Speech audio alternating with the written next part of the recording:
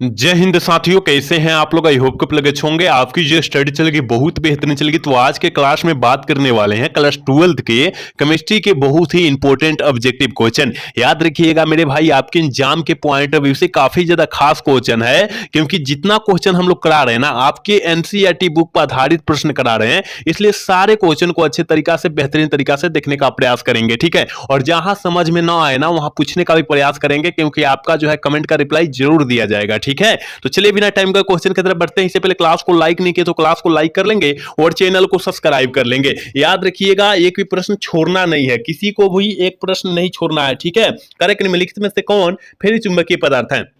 आपको पता होगा कि फेरी चुंबकीय पदार्थ का उदाहरण जो होता है Fe2O3 होता है, लेकिन आपको यह भी पता होना चाहिए कि Fe3O4 भी होता है फेरी चुंबकीय पदार्थ का उदाहरण। तो याद रखिएगा, ऑप्शन बी में दिया है, ऑप्शन बी वाला सही करेंगे। ठीक है, वन का ऑप्शन बी टिक करेंगे, याद रखिएगा। ठीक है ना, और जितना सही हो ना, जितना सही हो लास्ट में बतलाएंगे कि सर मेरा इतना में इतना सही हुआ है, और सारे बच्चे ईमानदारी पूर्वक बतलाने का प्रयास करेंगे। ठीक है ना, अगर आवाज में कोई त्रुटियां रही तो क्षमा करना है। चलिए अगला क्वेश्चन क्या करें, निम्नलिखित में से कौन सा गुण जो है क्रिस्टलीय ठोस पदार्थ नहीं है। कौन सा गुण जो है क्रिस्टलीय ठोस पदार्थ का उदाहरण नहीं है। तो आप कहेंगे कि सर हमें पता है कि क्रिस्टलीय ठोस गुण का पदार्थ जो नहीं है ना, विभिन्न दिशाओं में समान गुण जो है ना नहीं है, यानी ऑप्शन ए वाला करेक्ट हो जाएगा। दो का ऑप्शन ए हो जाएगा, याद रखिएगा। दो का ऑप्शन का होगा, ए होगा, याद रखना होगा आपको। चलो अगला क्वेश्चन की तरफ बात करते हैं। 3 नंबर क्वेश्चन कह रहा है कि मूल क्रिस्टल तंत्रों की संख्या जो होती है कितना होता है। मेरे भाई, मूल क्रिस्टल तंत्रों की संख्या जो होती है आपको पता होनी चाहिए कि 7 होती है, और आपके एग्जाम 2023 में यह पूछा भी गया है। याद रखिएगा, आपके एग्जाम 2023 में पूछा गया है, तो आपको याद रखना होगा। ठीक है, और ब्रेसेस जालकों की संख्या पूछेगा तो क्या मारिएगा, ब्रेसेस जालकों। ब्रेसेस देखो किस तरह लिखा जाता है, ब्रेसेस। ब्रेसेस जालकों की संख्या पूछा जाएगा, जालकों की संख्या पूछा जाएगा, तब कितना मारिएगा, तो कहिएगा कि सर 14 होता है। कितना, 14 होता है, याद रखना होगा आपको। ठीक है ना, मैं जितना साइड से क्वेश्चन बतलाऊंगा ना, उस क्वेश्चन को भी अच्छे तरीका से देखने का, सोचने का, समझने का प्रयास करेंगे। ठीक है, चलिए अगला क्वेश्चन यानी 4 नंबर क्वेश्चन क्या कर रहे करे ना, करे कि किसी क्रिस्टल के दो समांतर तलों के मिलर निर्देशांक होते हैं। समांतर तलों का मिलर निर्देशांक जो होता है वो कैसा होता है। तो आप तो कहेंगे कि सर समान होता है। क्या होता है, समान यानी सेम होता है। क्या होता है, सेम होता है, याद रखिएगा। देखिए तो कहां दिया है, देखिए ऑप्शन ए में दिया है, ऑप्शन ए वाला सही करेंगे। 4 का ऑप्शन ए टिक करेंगे, याद रखिएगा। चलिए अगला क्वेश्चन की तरफ बढ़ते हैं। अगला क्वेश्चन यानी 5 नंबर क्वेश्चन क्या कर रहे हैं ना, NaCl क्रिस्टल किस रचना होती है। मेरे भाई NaCl मतलब क्या होता है, जल्दी से बतला दीजिए। NaCl मतलब क्या होता है, सोडियम क्लोराइड होता है ना, सोडियम क्लोराइड होता है, जिसे नमक से नाम से हम लोग जानते हैं। क्या जानते हैं, नमक का साधारण नाम होता है NaCl। ठीक है, मतलब सोडियम क्लोराइड होता है। तो याद रखिएगा कि इसकी संरचना जो होती है, NaCl की संरचना जो होती है वो कैसी होती है। तो आपको याद रखना होगा, फलक केंद्रित होती है। कैसा, फलक केंद्रित होती है, यानी ऑप्शन बी वाला सही होगा। 5 का ऑप्शन बी होगा, याद रखिएगा।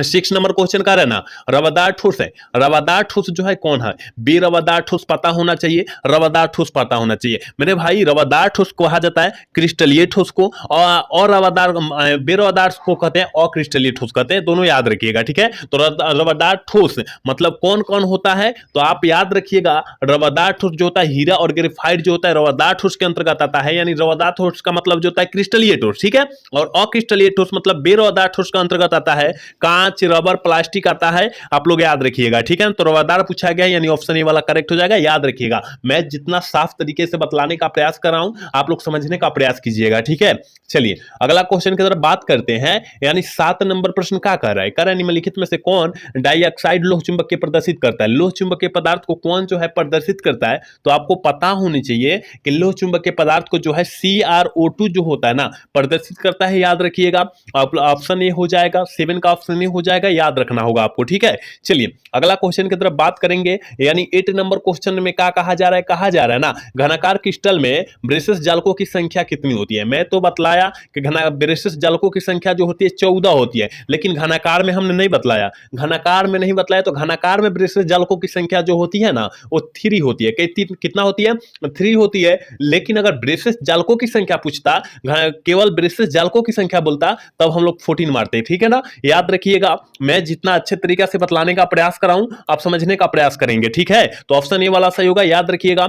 चलिए अगला क्वेश्चन करें, बीसीसी इकाई सेल में मुक्त खाली जगह कितना प्रतिशत होता है। बीसीसी इकाई सेल में मुक्त खाली जगह मतलब भरा रहता है 68%, 68% भरा रहता है, लेकिन खाली कितना रहता है, खाली कितना रहता है तो 32% खाली रहता है। याद रखिएगा मेरे भाई, हम लोग बतलाने का प्रयास करते हैं कि बच्चों को साधारण भाषा में समझ में आ जाए, ठीक है। तो आप लोग याद रखने का प्रयास कीजिएगा, और जितने बच्चे मेरी क्लास को लाइक नहीं किया ना, चैनल को सब्सक्राइब नहीं किया ना, वो करने का प्रयास करेंगे, क्योंकि आपके लिए दिन रात मेहनत करते हैं, बेस्ट कंटेंट लाने का प्रयास करते हैं। तो आपका तो एक फर्ज बनता है कि क्लास को लाइक कर लेंगे, साथ में चैनल को भी सब्सक्राइब कर लेना है, ठीक है। चलिए अगला क्वेश्चन 10 नंबर प्रश्न का करें, निम्नलिखित में से किस प्रकार के दोष के कारण क्रिस्टल का घनत्व में अपरिवर्तित रहता है। क्रिस्टल का घनत्व जो होता है अपरिवर्तित रहता है, जल्दी से जो है ना 10 का ऑप्शन बतला दीजिए क्या हो जाएगा। तो ये अपरिवर्तित रहता है, वो फ्रेंकल डोस में रहता है, ठीक है। फ्रेंकल डोस में अपरिवर्तित रहता है, याद रखिएगा। ऑप्शन ए वाला करेक्ट होगा, 10 का ऑप्शन ए हो जाएगा, याद रखिएगा। 11 नंबर क्वेश्चन की तरफ बात करेंगे, और 11 नंबर क्वेश्चन का करें सटकी दोष के कारण ठोस का घनत्व में जो होता है क्या परिवर्तन होता है। मेरे भाई सटकी दोष के कारण जो होता है ठोस के घनत्व में यानी होता है ना, वो क्या होता है, इंक्रीज डिस इंक्रीज हो जाता है, यानी घट जाता है। क्या होता है, घट जाता है, याद रखिएगा। ऑप्शन बी वाला करेक्ट हो जाएगा। 11 का ऑप्शन क्या होगा, बी होगा, याद रखिएगा आप लोग, ठीक है। चलिए अगला क्वेश्चन की तरफ बात करेंगे, यानी 12 नंबर क्वेश्चन का करेंगे C6HCl का पदार्थ कैसा होता है। जल्दी से बतला दीजिए कि C6 का और H6 का पदार्थ जो होता है कैसा पदार्थ है, मतलब किसका पदार्थ होता है, तो लोह चुंबकीय पदार्थ होता है। ए जो होता है लोह चुंबकीय पदार्थ होता है, याद रखिएगा। ऑप्शन सी वाला करेक्ट हो जाएगा, सॉरी प्रति चुंबकीय पदार्थ होता है, ठीक है ना। ऑप्शन सी वाला करेक्ट होगा, ठीक है। 12 का ऑप्शन जो होगा सी वाला करेक्ट होगा, याद रखिएगा। चलिए अगला क्वेश्चन की तरफ बात करेंगे, और अगला क्वेश्चन करेंगे निम्नलिखित में से कौन रवाहीन ठोस है। कौन जो होता है रवाहीन, मतलब बेरवादार ठोस का उदाहरण। रवाहीन कहने का मतलब क्या है, बेरवादार ठोस या अक्रिस्टलीय ठोस का उदाहरण है, ठीक है। अक्रिस्टलीय ठोस का उदाहरण जो होता है ना SiO2, तो SiO2 का नाम पता होगा तब ना, हिंदी इसका पता होगा तब ना। तो मेरे भाई SiO2 का जो है क्वार्ट्ज ग्लास नाम कहते हैं, इसका क्या कहते हैं, हिंदी में क्या कहते हैं, क्वार्ट्ज ग्लास का सूत्र होता है, याद रखिएगा। यानी अक्रिस्टलीय ठोस का उदाहरण है क्वार्ट्ज ग्लास, याद रखिएगा, ठीक है ना। याद रखना है 12 का 13 का ऑप्शन क्या हो जाएगा, बी हो जाएगा, याद रखना है आपको, ठीक है। चलिए अगला क्वेश्चन का है ना 14 नंबर क्वेश्चन का है कि एफसीसी जालक में कितने परमाणु होते हैं। मेरे भाई आपको तो पता होनी चाहिए कि एफसीसी जालक में जो है 4 परमाणु होता है। कितना परमाणुओं की संख्या कितनी होती है, 4 होती है, यानी 4 का ऑप्शन क्या हो जाएगा, डी हो जाएगा, ठीक है। 14 का ऑप्शन क्या होगा, डी हो जाएगा, याद रखिएगा। 15 नंबर क्वेश्चन का है ना कि समपरासरणी विलयन बराबर होते हैं, किसके बराबर होता है, समपरासरणी विलयन जो होता है वो किसके बराबर होते हैं। तो आप तो कहेंगे कि सर समपरासरणी विलयन हमें पता है कि मोलर सांद्रण के समान पाती होती है, बराबर होता है, यानी ऑप्शन जो हो जाएगा क्या हो जाएगा, डी हो जाएगा ना। 15 का ऑप्शन डी हो जाएगा, याद रखिएगा। 16 नंबर क्वेश्चन की तरफ बात करेंगे, और 16 नंबर क्वेश्चन जो है काफी ज्यादा खास क्वेश्चन है, काफी ज्यादा बच्चा जो है यहाँ कंफ्यूज हो जाता है, तो कंफ्यूजन नहीं होना है आपको, ठीक है। निम्नलिखित में से कौन राउल्ट नियम के घनत्व का विचलन दर्शाता है। कौन जो है राउल्ट नियम के घनत्व का विचलन को दर्शाता है, तो याद रखिएगा HCHCl3 दर्शाता है, और साथ में जो दर्शाता है ना, और साथ में जो दर्शाता है C2H5OH। देखिए तो कहां दिया है, OH कहां दिया है, जल्दी से बतला दीजिए। ए वाला समीकरण जो है कहां पर दिया है, देखिए हमें दिखाई दे रहा है ऑप्शन सी में, देखिए ऑप्शन सी वाला सही हो जाएगा, 16 का ऑप्शन सी हो जाएगा, याद रखिएगा, ठीक है। आप लोग याद रखिएगा धनात्मक विचलन ऋणात्मक विचलन आपके सर जी उदाहरण में लिखवाए होंगे, ठीक है ना। हम लोग तुरंत जो है हम लोग क्या सब्जेक्टिव का क्लास भी कराएंगे, कुछ टाइम लगेगा लेकिन हम लोग तुरंत कराने का प्रयास करेंगे मेरे भाई, आप लोग समझने का प्रयास कीजिएगा, ठीक है। चलिए अगला क्वेश्चन की तरफ बात करेंगे विलयन के सांद्रण को व्यक्त करने का कौन सा तापक्रम पर निर्भर करता है, कौन सा तापक्रम पर निर्भर करता है, जल्दी से बतला दीजिए क्या हो जाएगा। देखिए तापक्रम पर निर्भर नहीं करता है, देखिए और तापक्रम पर निर्भर कौन करता है और कौन नहीं करता है, दोनों स्पष्ट रूप से यहां बतलाने का प्रयास करेंगे और समझने का प्रयास कीजिएगा, ठीक है। तो ताप पर निर्भर जो नहीं करेगा वो मोललता होगा, ताप पर निर्भर नहीं करेगा वो मोललता होगा, और ताप पर निर्भर करता है वो होता है मोलरता होता है। देखिए भाई थोड़ा सा खाती यहां कंफ्यूजन नहीं होना है, थोड़ा सा खाती ल और र खाती जो है कंफ्यूज आपको नहीं होना है। ताप पर निर्भर नहीं करेगा मोललता, और ताप पर निर्भर करेगा मोलरता, ठीक है। दोनों याद रखिएगा, ऑप्शन बी वाला करेक्ट होगा। 17 का ऑप्शन बी टिक करेंगे, याद रखिएगा। 18 नंबर क्वेश्चन क्या कर रहा है, करें निम्नलिखित में से किसका क्वथनांक सबसे अधिक होता है। मेरे भाई किसका अपवर्तनांक जो होता है, क्वथनांक जो होता है सबसे अधिक होता है, तो आपको पता होगा कि जल में 1% NaCl जो होता है ना, इसका क्वथनांक जो होता है सबसे अधिक होता है। तो याद रखिएगा 18 का ऑप्शन क्या होगा, सी हो जाएगा, ठीक है। आप लोग समझने का प्रयास करें मेरे भाई, क्योंकि यह जो है केमिस्ट्री है, और केमिस्ट्री जो होता है दिमाग का दर्द को जो है ना तेज कर देता है। अगर दर्द दिमाग में नहीं हो रहेगा ना तो दिमाग में दर्द ला देता है केमिस्ट्री, ठीक है ना। तो केमिस्ट्री को इतना आसान में नहीं समझना है आपको, ठीक है। तो अच्छे तरीका से समझिएगा और हम पर विश्वास रखिए कि हम आपका जो है बेहतरीन तरीका से बोर्ड का तैयारी कराएंगे और एक भी क्वेश्चन नहीं छोड़ने देंगे, याद रखिएगा, ठीक है। चलिए अगला क्वेश्चन 19 नंबर क्वेश्चन क्या करे कि यदि 18 ग्राम ग्लूकोज को 1000 ग्राम घोलक में घुलाया जाता है तो घोल को क्या कहते हैं? उस घोल को क्या कहते हैं? 0.1 मोलल कहते हैं। क्या कहते हैं? 0.1 मोलल कहते हैं। याद रखिएगा, ऑप्शन बी में दिया है, ऑप्शन बी वाला सही कर देंगे, 19 का ऑप्शन बी हो जाएगा, याद रखिएगा। अगला क्वेश्चन की तरफ बात करेंगे और 20 नंबर क्वेश्चन करना है, परासरण दाब निम्नलिखित में से किस समीकरण द्वारा व्यक्त होते हैं? परासरण दाब जो होता है निम्नलिखित में से किस समीकरण द्वारा जो होता है ना वो व्यक्त होता है। तो आप तो कहेंगे कि सर हमें पता है कि परासरण दाब जो होता है P बराबर CRT के द्वारा व्यक्त होता है। C बराबर RT मतलब RP बराबर CRT के द्वारा क्या होता है? व्यक्त होता है। मतलब ऑप्शन ए में दिया है, ऑप्शन ए वाला करेक्ट होगा, 20 का ऑप्शन ए हो जाएगा, याद रखिएगा। चलिए 21 नंबर क्वेश्चन क्या कह रहा है? कह रहा है कि अर्धपरागमय झिल्ली में परासरण क्रिया निकल पाते हैं। अर्धपरागमय झिल्ली में जो है परासरण की क्रिया जो है किसके द्वारा निकल पाते हैं? और सारे बच्चे को पता होगा कि विलायक के अणु द्वारा निकल पाते हैं, यानी ऑप्शन बी वाला करेक्ट होना चाहिए। 21 का ऑप्शन बी हो जाएगा, याद रखिएगा। अभी तक जितने बच्चे क्लास को देख रहे हैं और क्लास को लाइक नहीं किए ना तो लाइक करने का प्रयास करेंगे मेरे भाई। आपके लिए हम इतना दिन रात मेहनत करते हैं और आपका जो है प्रयास करना होगा ना, आपको जो है प्रयास करना होगा और आपको जो है समझना होगा कि हम इतना मेहनत सर कर रहे हैं, तो हमारा तो फर्ज एक बनता है कि क्लास को लाइक कर दें और चैनल को साथ में सब्सक्राइब कर लेंगे, ठीक है। तो सारे बच्चे को फर्ज बनता है, ठीक है। चलिए अगला क्वेश्चन की तरफ बात करते हैं। करें कि CaNO3 का 1/2 गुणांक जो होता है वो कितना होता है? 1/2 गुणांक बोला जा रहा है, तो इस सारे बच्चे को पता होगा कि इसका 1/2 गुणांक जो हो जाएगा ना 3 हो जाएगा। कितना हो जाएगा? 3 हो जाएगा। देखिए तो कहां दिया? ऑप्शन सी में दिया, ऑप्शन सी वाला सही होगा। 22 का ऑप्शन जो हो जाएगा सी हो जाएगा, याद रखिएगा।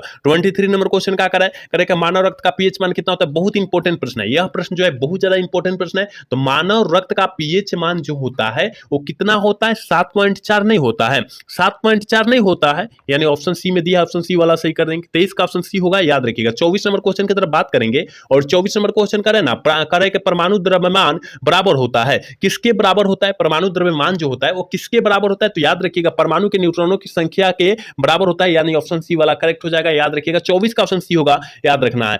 25 नंबर क्वेश्चन क्या कह रहा है? कह निम्नलिखित में से कौन राउल्ट नियम है? निम्नलिखित में से कौन जो है राउल्ट नियम को प्रदर्शित करता है? तो आप कहिएगा कि हेनरी नियम। हाँ, यहां पर हेनरी नियम भी आप याद रखिएगा, हेनरी के नियम को और राउल्ट के नियम को। देखिए यहां अच्छे से समझने का प्रयास कीजिएगा। देखिए मेरे भाई, अगर हेनरी नियम करे तो याद रखिएगा P बराबर KH ठीक है, ये हेनरी नियम है, ठीक है। और राउल्ट नियम की बात करें तो P बराबर जो हो जाएगा ना, ये हो जाएगा P0x देखिए कहां दिया है, तो राउल्ट नियम ए हो जाएगा, लेकिन सॉरी हेनरी नियम ए हो जाएगा और राउल्ट नियम ए हो जाएगा, दोनों याद रखिएगा। तो ऑप्शन इसका ए हो जाएगा, क्योंकि राउल्ट नियम ऑप्शन ए में दिया है और हेनरी नियम ऑप्शन सी में दिया है, ठीक है। तो ऑप्शन ए वाला सही करेंगे, क्योंकि राउल्ट नियम की यहां बात किया जा रहा है, ठीक है। तो 25 का ऑप्शन ए हो जाएगा, याद रखिएगा। दोनों प्रश्न को अच्छे तरीके से याद रखने का प्रयास करेंगे आप लोग। चलिए अगला क्वेश्चन 26 नंबर क्वेश्चन कह रहा है कि परासरणी दाब बढ़ता है जब क्या बढ़ता है? जब क्या बढ़ता है मेरे भाई? तो आपको पता होने चाहिए ना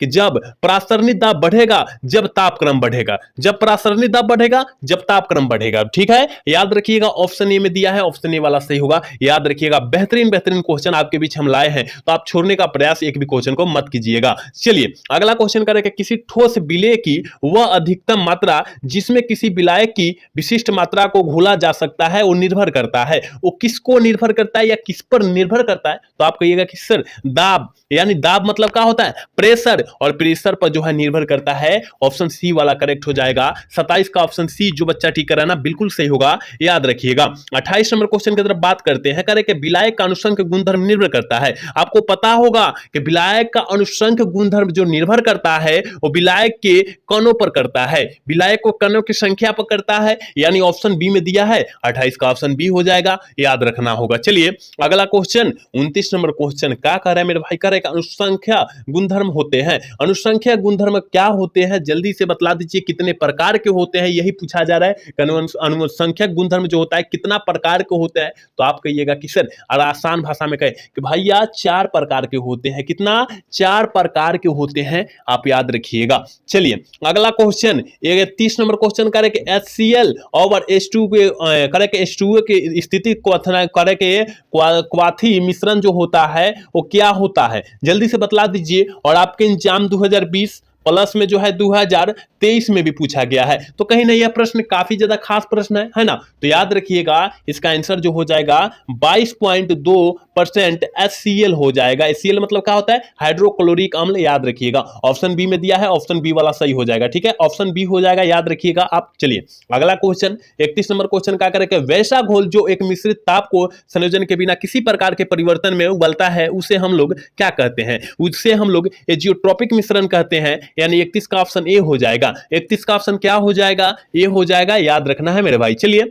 अगला क्वेश्चन की तरफ बात करते हैं। 32 नंबर क्वेश्चन करें कि आयनीकरण का सिद्धांत किसने दिया? आयनीकरण आर्हेनियस, आयनीकरण आर्हेनियस। देखिए मेरे भाई, आयनीकरण आर्हेनियस, आयनीकरण आर्हेनियस, इस तरह से याद रखिए ना, इस तरह से याद रखिएगा, भूलना नहीं है। कोई भी क्वेश्चन को किसी भी हाल में याद रखना है, किसी भी ट्रिक से याद रखना है आपको, ठीक है। चलिए अगला क्वेश्चन यानी 33 नंबर क्वेश्चन क्या करे कि किसी घोल करे किसी सेल अभिक्रिया की साम्यावस्था पर सेल का विद्युत वाहक बल जो होता है वो कितना होता है? वो कितना होता है? तो क्या करे? सेल अभिक्रिया की, क्या सेल अभिक्रिया की? तो शून्य। सेल अभिक्रिया की करे तो शून्य होता है। जल्दी से 33 का ऑप्शन क्या हो जाएगा? बी हो जाएगा। चलिए अगला क्वेश्चन 34 नंबर क्वेश्चन का है कि फैराडे का विद्युत विच्छेदन का द्वितीय नियम संबंधित है, किस पर संबंधित है, किससे संबंधित है? तो आप तो कहिएगा कि सर हमें पता है कि फैराडे का द्वितीय नियम मतलब दूसरा नियम संबंधित जो है ना, विद्युत अपघटन के समतुल्य भार से संबंधित है, यानी ऑप्शन बी वाला सही होगा। 34 का ऑप्शन बी हो जाएगा, याद रखिएगा। और आज के क्लास के लास्ट क्वेश्चन यानी 35 नंबर क्वेश्चन है, करे ना